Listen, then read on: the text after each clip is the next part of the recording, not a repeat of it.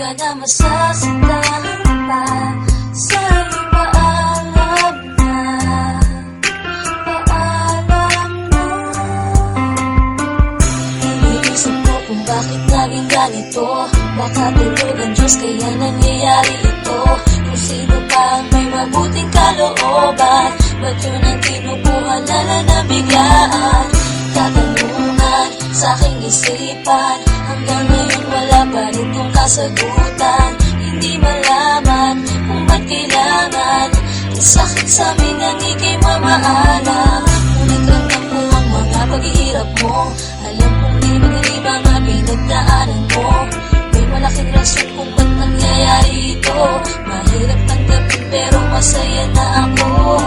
Alam namin na ikaw na ay masaya.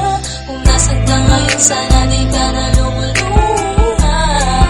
Alaala mo'y di mawawala pagkat sa puso namin ay nandiyan ka. Masaya ka na, hirap mo'y natapos na.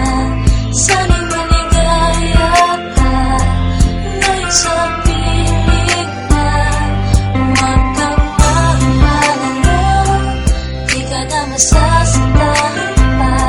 Sa'yo paalam na, paalam na.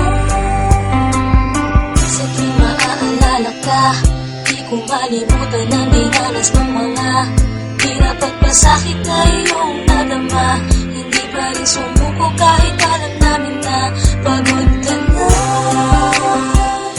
Hindi mo na kaya, tuloy pa rin ang pag-asa na gagaling ka't liligaya. Ngunit ramdam ko ang mga paghihirap mo. Alam kong di madali mga pinagdaanan mo.